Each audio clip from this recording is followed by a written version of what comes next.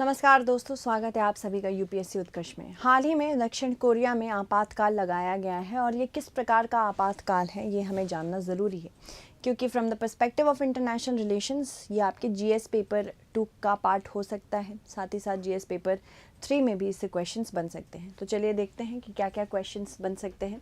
दक्षिण कोरिया के राष्ट्रपति यून सुक योल ने हाल ही में एक अघोषित टेलीविज़न संबोधन में आपातकालीन मार्शल लॉ की घोषणा की है। नॉर्थ और साउथ कोरिया ये हमेशा ही न्यूज़ में रहते हैं। नॉर्थ कोरिया क्योंकि यहाँ पे जिस प्रकार के परीक्षण करता रहता है, इसकी वजह से इसके ऊपर हमेशा चर्चा रहती है। ये न्यूक्लियर वेपन्स रख चुका है, ये जापान की तरफ या फिर साउथ कोरिया की तरफ हमेशा हमले करते रहता है। इस वजह से क्वेश्चंस इससे ऐसे आते हैं। But south Korea is much more developed. South Korea जैसे कि आप देख सकते हैं 38 डिग्री पैरेलल इसे कहते हैं और ये इंटरनेशनल लाइन मानी जाती है नॉर्थ कोरिया और साउथ कोरिया के बीच में। South Korea yellow sea of Japan, Korea strait और चेजू स्ट्रेट से घिरा हुआ है और साथ ही साथ सियोल इसकी राजधानी है। जो भी आप के पॉप या के ड्रामा देखते हैं यहीं से संबंधित है। राष्ट्रपति ने विपक्ष पर संसद को नियंत्रित करने और उत्तर कोरिया के साथ सहानुभूति रखने, सरकार गिराने वाली गतिविधियों में शामिल होने का आरोप लगाया है। उन्होंने कहा, इस मार्शल लॉ के माध्यम से मैं स्वतंत्र कोरिया गणराज्य का पुनर्निर्माण और सुरक्षा करूंगा, जो राष्ट्रीय बर्बादी की गहराई से में जा रहा है। मैं जितनी जल्दी हो सके राज्य विरोधी ताकतों को खत्म कर दूंगा और देश के सामान्य बना दूंगा। उन्होंने जनता से कुछ असुविधाओं को सहन करने का अनुरोध भी किया है। साउथ कोरिया का जो मार्शल लॉ लगा है इसके बारे में देखते हैं। इनके संविधान में साउथ कोरिया के आर्टिकल 77 में देश में मार्शल लॉ की घोषणा की बात की गई है। साथ ही साथ आर्टिकल 77 में ये भी कहा गया है कि सैन्य आवश्यकता या युद्ध की स्थिति में इमरजेंसी लगाई जाएगी। जैसे भारत में अलग अलग आर्टिकल्स हैं। भारत में आर्टिकल 352 है, 356 है, 365 है और 360। आर्टिकल 352 आपातकाल है, यानी कि नेशनल इमरजेंसी। राष्ट्रीय आपातकाल कब लगता है? या तो एक्सटर्नल अग्रेशन हो, एक्सटर्नल अग्रेशन यानी कि वॉर, या फिर आर्म्ड रेबेलियन हो, सशस्त्र विद्रोह हो। तो इन दोनों केसेस में लगाया जाता है। 356 और 365 ये प्रेसिडेंट्स रूल होता है और ये ज़्यादातर राज्यों में लगाया जाता है। 360 ये फाइनेंशियल इमरजेंसी होती है, जब वित्त स्थिति भारत की सही नहीं हो, इस प्रकार से कि सैलरीज देने तक की नौबत, मतलब सैलरीज रोकने तक की नौबत आ जाए, तब आर्टिकल 360 काम आता है। तो इनके आर्टिकल 77 में है। इमरजेंसी लागू करने के लिए नियम भी तय किए गए हैं। इमरजेंसी के समय सेना को विशेष अधिकार भी दिए जाते हैं। सेना को आदेश राष्ट्रपति से मिलेंगे और इमरजेंसी हटाने के लिए संसद से प्रस्ताव पारित करना आवश्यक है।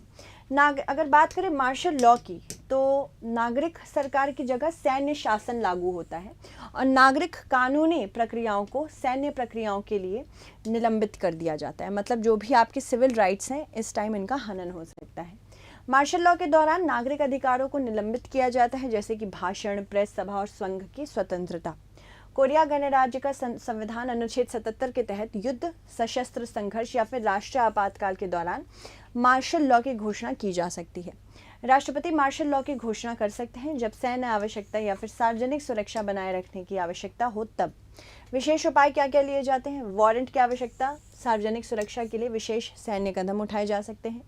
साथ ही साथ कार्यपालिका व न्यायपालिका की शक्तियों में परिवर्तन किए जा सकते हैं। दक्षिण कोरिया में मार्शल लॉ की बात करें तो अब तक कोरिया गणराज्य में 16 बार मार्शल लॉ लागू किया जा चुका है। आखिरी बार मार्शल लॉ 1980 में लगाया गया था।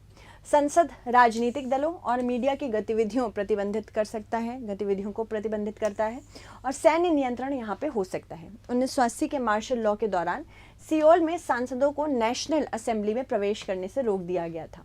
राष्ट्रपति यून सुक योल ने मार्शल लॉ को क्यों घोषित किया था?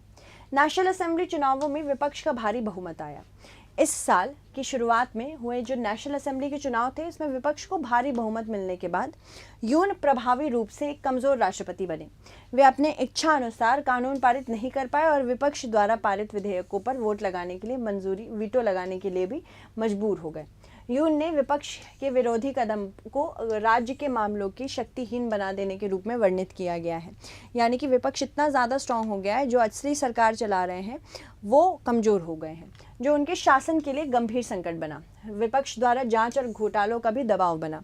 2022 के चुनाव के बाद यून और उनकी पत्नी पर कई घोटालों का आरोप लगा, जैसे कि स्टॉक हेरफेर और लग्जरी डायर हैंडबैग स्वीकार करना, डियोर जिसको कहते हैं DIOR। उनके खिलाफ विशेष जांच की कोशिशें हो रही हैं, जिससे उनके राजनीतिक संकट में और वृद्धि बनती चली जा रही है। विपक्ष और राष्ट्रपति के बीच में गतिरोध भी बना, यानी कि यून की पीपल्स पावर पार्टी और विपक्षी डेमोक्रेटिक पार्टी के बीच अलग साल के बजट बिल को लेकर गतिरोध आया। विपक्ष के 3 प्रमुख अभियोजकों पर महाभियोग चलाने की भी कोशिश की थी, जिससे यून की स्थिति और भी कमजोर होती चली गई। परमाणु विकल्प का भी चुनाव आया। इन सभी संकटों को देखते हुए यून ने मार्शल लॉ को ही विकल्प के रूप में चुना, जिसके विश्लेषण परमाणु विकल्प के रूप में किया जाता है। इन कारणों के चलते हुए यून ने राजनीतिक दबाव से बाहर निकलने और अपनी स्थिति को मजबूत करने के लिए मार्शल लॉ को लागू करने का फैसला लिया। यून सूक योल की घोषणा पर क्या प्रतिक्रिया आई है? मार्शल लॉ की घोषणा अप्रत्याशित है। BBC के अनुसार सड़कें सामान्य दिख रही हैं और लोगों की प्रतिक्रिया भ्रम वाली है। राजनीतिक प्रतिष्ठान की भी आलोचना हुई है। दक्षिण कोरिया के राजनीतिक प्रतिष्ठान, जिसमें यून की अपनी पार्टी भी शामिल है, इसने इस कदम की सर्वसम्मत आलोचना की है। इसके अलावा विपक्षी नेता भी इसकी प्रतिक्रिया दे रहे हैं। ली ने ऑनलाइन लाइव स्ट्रीम में बताया कि टैंक, बख्तरबंद वाहन और सैनिक देश पर राज करेंगे। उन्होंने चेतावनी दी कि कोरिया गणराज्य की अर्थव्यवस्था पूरी तरह से ध्वस्त हो जाएगी। इसके अलावा नागरिकों ने नेशनल असेंबली में जाने का आह्वान किया है। पीपल्स पावर पार्टी के नेता हान डोंग हुन का भी विरोध आया है। हान डोंग हुन ने मार्शल लॉ की घोषणा को गलत कदम बताया है। नेशनल असेंबली का प्रभाव क्या होगा? दक्षिण कोरिया कानून के अनुसार अगर नेशनल असेंबली का बहुमत मार्शल लॉ के निरसन के लिए वोट करता है तो सरकार को इससे हटना होगा। राष्ट्रपति यून सूक योल ने क्यों पलटा इमरजेंसी का फैसला? फिर इमरजेंसी का फैसला पलट भी दिया इन्होंने। सत्तारूढ़ और विपक्षी दलों ने विरोध किया। 300 में से 190 सांसदों ने विरोध में मतदान किया। देश भर में बड़े पैमाने पर विरोध प्रदर्शन भी शुरू हुआ और हजारों की संख्या में सड़कों पर लोग भी उतरे। राष्ट्रपति योल ने मार्शल लॉ के ऐलान के बाद पूरा विपक्ष थोड़ी ही देर में संसद पहुंचा। इसके बाद मार्शल लॉ कानून को हटाने के लिए संसद में 150 से ज़्यादा सांसद होने चाहिए थे। जब तक सेना संसद पर कब्जे के लिए पहुंची, पर्याप्त सांसद संसद पहुंच चुके थे और वहां पे इसके खिलाफ कार्रवाई शुरू कर चुके थे।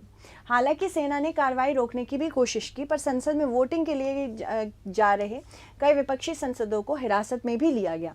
अंदर घुसने के लिए संसद की खिड़कियों को तोड़ना शुरू किया लोगों ने, लेकिन जब तक जवान भीतर पहुंचे, नेशनल असेंबली के 300 में से 190 सदस्यों ने राष्ट्रपति के मार्शल लॉ वाले प्रस्ताव को मतदान से हटा दिया। और दक्षिण कोरिया के संविधान में ये बताया गया है कि अगर संसद में सांसदों का बहुमत देश में मार्शल लॉ हटाने की मांग करता है तो सरकार को इसे मानना होगा। संविधान के इसी प्रावधान का विपक्षी नेताओं को फायदा मिला और सेना को अपनी कार्रवाई रोकनी पड़ी। इसके बाद सेना ने तुरंत संसद को खाली कराया और वापस लौट गए। संसद के ऊपर हेलीकॉप्टर और सड़क पर मिलिट्री टैंक भी तैनात थे, वो भी वापस चले गए। मार्शल लॉ लगने के बाद क्या होता? अगर लग जाता ये तो किस प्रकार के प्रतिबंध होते, ये भी देखना जरूरी है। सांसदों को देश के संसद भवन में प्रवेश करने से रोक दिया जाता है। मार्शल लॉ लागू होने के बाद सभी राजनीतिक गतिविधियों पर प्रतिबंध लगा दिया जाता है। मार्शल लॉ लागू होने के बाद राजनीतिक प्रकृति के विरोध प्रदर्शन और सार्वजनिक समारोह पर भी रोक लगने लगती है। मार्शल लॉ लागू होने के तुरंत बाद ही सभी मीडिया और प्रशासन सैन्य नियंत्रण के अधीन हो जाते हैं। इसके बाद मार्शल लॉ के बाद देश में हड़ताल और वॉकआउट नहीं हो सकता। इसके साथ यात्रा करने पर भी रोक लग जाती है, जिसमें देश के भीतर आवाजाही को नियंत्रित करने वाली सैन्य चौकियां बनाई जाती हैं। विश्व के किन देशों में मार्शल लॉ लगाया गया था, ये भी देख लेते हैं। विश्व के कई देशों में मार्शल लॉ लागू हो चुका है। द्वितीय विश्व युद्ध के बाद जर्मनी और जापान में सेना ने शासन संभाला था। म्यांमार में फरवरी 2021 में सेना ने एक सैन्य तख्तापलट किया और मार्शल लॉ लागू किया। फिलीपींस में मार्शल लॉ 1972 में राष्ट्रपति फर्डिनेंड मार्कोस द्वारा लागू किया गया था। वर्तमान में ये लागू नहीं है, लेकिन फिलीपींस में मार्शल लॉ लागू करने की परिस्थितियां समय समय पर सामने आती रहीं, जैसे कि 2017 में मिंदानाओ क्षेत्र में एक सैन्य ऑपरेशन के दौरान, श्रीलंका में आर्थिक संकट के दौरान और यूक्रेन में युद्ध के दौरान मार्शल लॉ लागू किया गया था। पाकिस्तान उन गिने चुने देशों में से है जहां इसे बार बार लागू किया जाता है। भारत में मार्शल लॉ की क्या स्थिति है? भारत के संविधान में सीधे तौर पर मार्शल लॉ का उल्लेख नहीं किया गया है, लेकिन कुछ असाधारण परिस्थितियों में भारत सरकार एवं सेना को विशेष अधिकार जरूर दिए जाते हैं, जैसे कि भारतीय संविधान के अनुच्छेद 34 और 35 में कुछ मामलों में विशेष सैन्य शक्तियों का उल्लेख किया गया है, जैसे कि राष्ट्रीय सुरक्षा और सार्वजनिक शांति बनाए रखने के लिए सेना का उपयोग किया जाता है। लेकिन यह पूरी तरह से मार्शल लॉ के सामने समान नहीं आता है, क्योंकि इसे संविधान के तहत नियंत्रित किया जाता है और संसद की स्वीकृति आवश्यक होती है, तब जाके मार्शल लॉ लगता है। चलिए इससे संबंधित प्रश्न देखते हैं। दक्षिण कोरिया गणराज्य के अनुच्छेद 77 के संदर्भ में निम्न कथनों पर विचार करें। युद्ध, सशस्त्र संघर्ष या फिर राष्ट्रीय आपातकाल के दौरान मार्शल लॉ की घोषणा की जा सकती है। राष्ट्रपति मार्शल लॉ की घोषणा कर सकते हैं जब सैन्य आवश्यकता या फिर सार्वजनिक सुरक्षा बनाए रखने की आवश्यकता हो। तो आपको बताना होगा उपरोक्त में से कौन सा कथन सत्य है। क्या केवल एक सत्य है, क्या केवल दूसरा ही सही है, या फिर दोनों ही सही हैं, या फिर इनमें से कोई भी सही नहीं है। इसका करेक्ट आंसर आप मुझे कमेंट सेक्शन में बताएंगे, ताकि जब मैं नेक्स्ट क्लास लूँ और अगर आपने सही आंसर इसमें दिया होगा तो मैं आपका नाम ले सकूँ। So thank you so much everyone, stay updated.